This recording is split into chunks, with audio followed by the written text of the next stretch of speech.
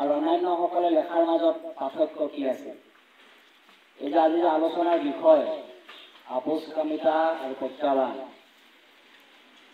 এতিয়াতো সমগ্ৰ অসমত আচলতে ভাৰতবৰ্ষত সাংবাদিকতা বুলি কোৱাৰ লগে লগে মানুহে ভয় খাই যায় যে সাংবাদিকতা আচলতে কি। বহু সময়ত নতুন প্ৰজন্মক বুজাবলৈ দিগদাৰ হয়। আমি সাংবাদিকতাক কিতাপত পঢ়াওঁ, কলেজত আমি ডিগ্ৰী লেভেলত আমাৰ সাংবাদিকতা আছে। মই ৰাতিপুৱাও সেইকাৰণে সাংবাদিকতাই কি কথা কয় আকৌ মই চাইছিলোঁ আজি এখন কিতাপ মই চালোঁ, তাত থকা এটা কথাও বাস্তৱিক ক্ষেত্ৰখনত নিমিলে। আজি পৃথিৱীখনত যিটো চলি আছে সেইটো ভয়াৱহ এটা কথা। গতিকে সেইকাৰণে কিমানজন মানুহে, কিমানজন সাংবাদিকে, কিমানজন পৃথিৱীত বসবাস কৰি থকা মানুহে আপোচ নকৰাকৈ জীৱনক আগবঢ়াই দিয়াৰ কাৰণে আমি সক্ষম হৈছোঁ, বা আপোচ নকৰাকৈ কিমানখিনি কথা আপুনি আৰু মই প্ৰকাশ কৰাৰ কাৰণে পৃথিৱীখনত আমাৰ অঞ্চলটোত আপুনি আৰু মই সক্ষম।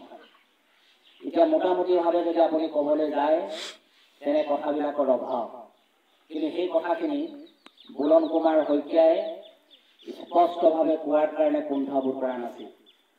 আৰু সেইকাৰণে বুলনৰ লগত সদায় যেতিয়া ডেইলী বজাৰখনত নাহৰকটীয়া ডেইলী বজাৰ অকণমান হোটেল এখনত আমি চাহ খাবলৈ যাওঁ, বুলনক মই মোৰ গাড়ীতে উঠাই লৈ দুয়োটাই চাহ খাওঁ। চাহ খাই থাকোঁতে মই বুলনক কৈছিলোঁ, বহুবাৰ মই বুলনক ক'লোঁ যে তোমাৰ লেখাবিলাকৰ গদ্যশৈলী, তোমাৰ লেখাবিলাকৰ তথ্য, লেখাৰ ষ্টাইল ইমান শক্তিশালী, এই কথাবিলাক তুমি অকল বাতৰি কাকতত বা ফেচবুকত, হোৱাটছআপত লিখি সামৰি থ'লে নহ'ব। ইয়াক গ্ৰন্থ আকাৰে প্ৰকাশ কৰি সমগ্ৰ জনসাধাৰণৰ মাজলৈ লৈ যাব লাগিব। আৰু সেইকাৰণে বুলন কুমাৰ শইকীয়াই লেখা প্ৰতিটো কথাতেই তথ্য আছে।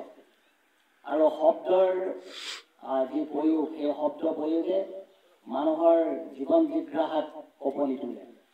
আৰু বুলনৰ শব্দই, বুলনৰ ইনফৰ্মেশ্যনে, বুলনৰ গদ্যশৈলী, প্ৰকাশভংগী আৰু হয়তো মনে মনে বহু কিতাপ বুলনে পঢ়িছিল, বহু ইনফৰ্মেশ্যন গোটাইছিল। সেই কথাখিনি বুলনৰ লেখা চালেই, লেখা পঢ়িলেই আপোনাক সকলোৱে অনুধাৱন কৰিব পাৰে। আমি কম বয়সতে বুলনক হেৰুৱাইছোঁ, কিন্তু আপোচহীন এটা জীৱন বুলনে থকাৰ সময়খিনিলৈকে পাৰ কৰিলে। আমাৰ এই সমগ্ৰ অঞ্চলৰ যিবোৰ কথা, আমাৰ অঞ্চলৰ কথাকে যদি ধৰোঁ বা অসমৰ কথাকে ধৰোঁ, মানুহে সাংবাদিকসকলে ক'ব নোৱাৰা, ক'ব নোখোজা, বিভিন্ন কথাৰ বাবে ক'ব নোখোজা বহু কথা বুলনে ক'বৰ কাৰণে সৎ সাহস দেখুৱাইছিল আৰু বুলনে প্ৰকাশ কৰিছিল।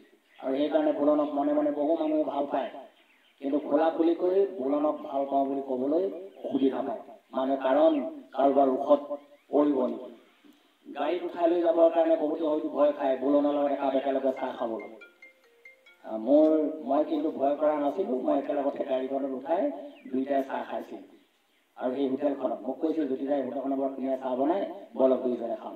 এই যে জীৱনৰ আপোচহীনতা, জীৱনৰ বহু প্ৰত্যাহ্বানক গ্ৰহণ কৰি পাৰ হৈ যাব পৰা বিৰাট এটা শক্তি বুলনে ক'ৰ পৰা লাভ কৰিছিল।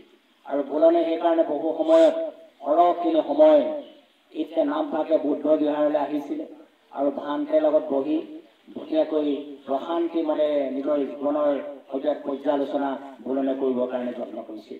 আৰু এই পৰ্যালোচনাৰ মাজত বা এনে গোলগম্ভীৰ চিন্তাৰ মাজত অসমৰ আমাৰ লেখিকাগৰাকীয়ে কোৱাৰ দৰে বিভিন্ন সময়ৰ যিবিলাক আমাৰ কনফ্লিক্ট আছে, ৰাজনৈতিক, অৰ্থনৈতিক, সামাজিক, সাংস্কৃতিক, গোষ্ঠীগত বা অন্যান্য বিভিন্ন কথা, বা আমাৰ ইণ্টাৰ ষ্টেট ৰিলেশ্যন বা অন্যান্য জনগোষ্ঠীবিলাকৰ বিভিন্ন উমৈনি জ্বলি থকা ক'ব নোৱাৰা সংঘাতৰ কথা বা জীৱন জিজ্ঞাসাৰ কথা, এনে কথাবিলাকৰ হয়তো প্ৰকাশ কৰাৰ কাৰণে বুলনে যত্ন কৰিছিল।